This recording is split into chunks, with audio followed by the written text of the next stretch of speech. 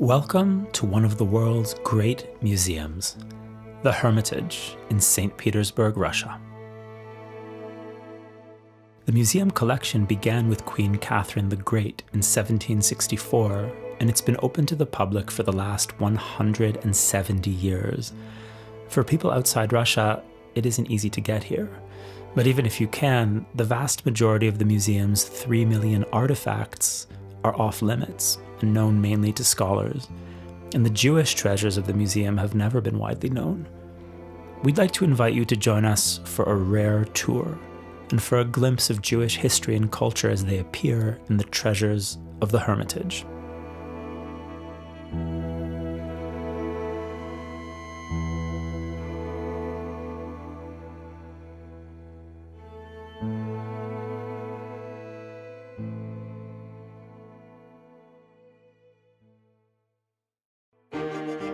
In this museum, the label Jewish can't always be taken at face value. Take, for example, the artifact known as the key to the holy city of Jerusalem. It's actually a key and a lock that were given as a gift to Tsar Nicholas I. They'd been found in 1839 near the Tower of David in the old city of Jerusalem. They belonged to a gate that protected the city in the 12th century. Because they were from Jerusalem, they were labeled a Jewish relic, even though this was a time when the last Jewish kingdom had been defunct for more than 1,000 years. Jews were barely present in Jerusalem and certainly didn't control its gates. This supposedly Jewish artifact actually had nothing to do with Jews at all. If some of the Jewish objects at the Hermitage aren't really Jewish, some of the most striking insights into Judaism here can be found in art that's explicitly Christian. And that's the subject of this first visit to the museum.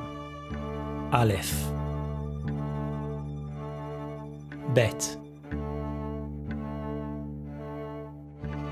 These are the first letters of the Hebrew alphabet. They'd be familiar to readers of Hebrew today. But the alphabet didn't always look like this. And there's a painting in one room of the Hermitage that gives us a fascinating window into how Hebrew script evolved, even though the artist in question didn't know any Hebrew himself. This painting is called The Annunciation. It's by the Italian artist Giovanni Battista Cima, who painted it in 1495. There weren't many experts in Christian Europe who could read Hebrew at the time, but artists like Giovanni Battista Cima knew that Hebrew script was a symbol of antiquity. It was a detail that conveyed authenticity in a work of art. The living Jews of Europe were often hated and persecuted, and their texts were censored by the church and occasionally burned. But the Hebrew language was still thought of as the tongue in which God had created the world and had given names to the angels. Let's look closely at the inscription in one corner of this painting. If you know Hebrew, you'll recognize it as a quote from the book of Isaiah. In Hebrew it reads, Hinei ha'alma hara ve'oledet ben. Or in English, Behold, the young woman shall conceive and bear a son. Christians have always interpreted the word alma to mean virgin, and have seen the passage as a prophecy looking ahead to the birth of their own religion. That's exactly what's depicted in the painting. The angel on the left is announcing to the Virgin Mary that she'll become the mother of Jesus. For Christians, the prophecy of Isaiah is an important link between the Old and New Testaments, between Judaism and Christianity. People like Giovanni Battista Cima would have known the text in the church's official version, the one in Latin, but the artist decided to write this quote in Hebrew.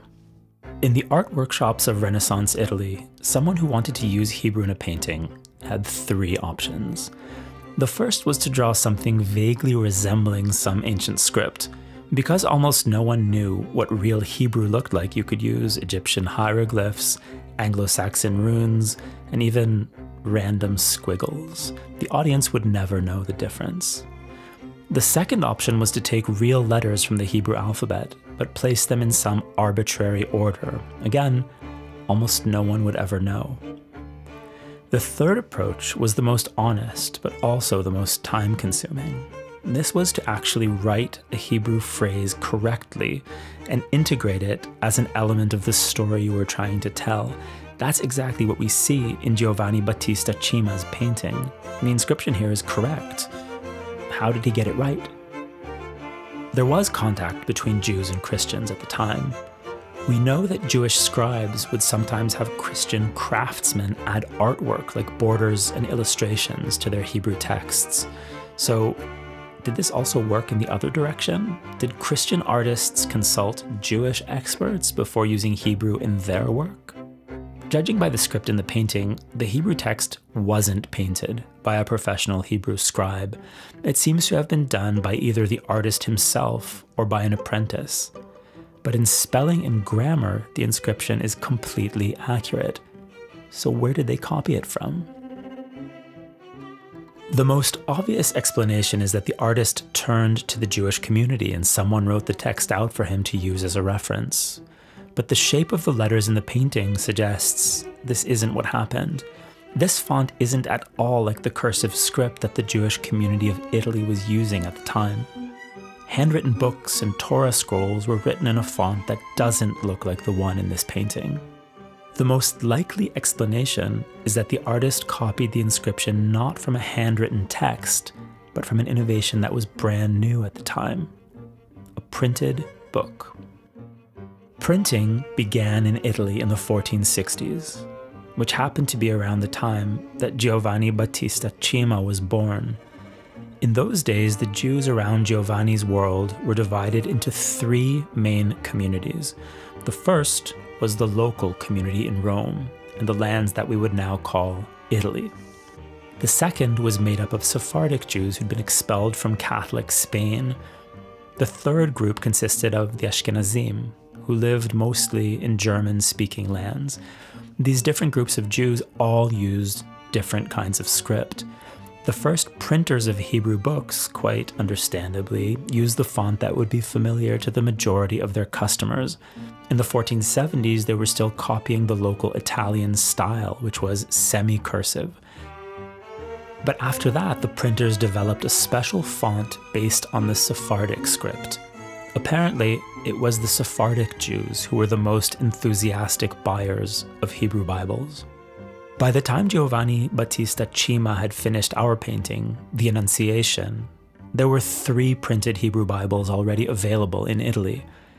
All of them were printed in a similar script, one based on the Sephardic letters, but with elements taken from the more square-shaped letters of Ashkenazi writing. It's precisely this font that the artist copied. He didn't need to ask actual Jews for advice. He could just get hold of one of the new printed Bibles and look for the right passage. In a different room at the Hermitage, we find another example of Hebrew script in a work of Christian art. But this time the script seems to have been copied not from a printed book, but from a manuscript, perhaps from a Torah scroll. But that's not the only way this painting differs. This one is called The Allegory of the Old and New Testaments.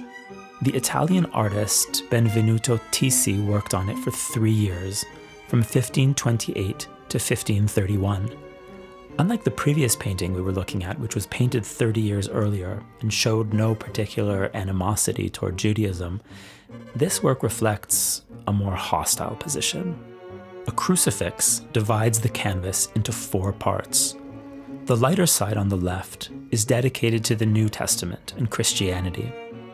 Here we see a beautiful figure representing the church wearing the tiara of the Pope.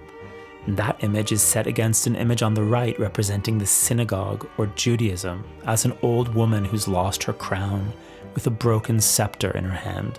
In the lower half of the painting, the Christian sacraments, baptism, confession, and communion, are contrasted with the supposedly primitive Old Testament practice of animal sacrifice, which is captioned with a single Hebrew word, chatat. The word literally means sin, and in this context, it means a sacrifice of atonement for sin, as practiced by ancient Jews. According to the traditions described in Jewish texts, One of the goats in this scene will be sacrificed to God, while the other will become the scapegoat. The sins of humans will symbolically be transferred onto the animal by the temple priests, who will then cast it out into the desert. The Hebrew word that Benvenuto Tisi has added here, chatat, makes clear the Jewish nature of the ritual he's describing, which was wrong-headed and sinful in Christian eyes. But whatever his attitude to Jews and Judaism, the artist took care to write the word perfectly, using the square script that was still common in handwritten texts used by Ashkenazi Jews at the time, and which would soon be rendered mostly obsolete by the rise of the printing press. These tiny details from paintings at the Hermitage allow us a glimpse of the Jewish communities that were living and changing on the margins of the world familiar to these artists. They also give us a look at the complex and conflicted relationship between Christianity and Judaism, a story that's at the very root of the culture of Europe.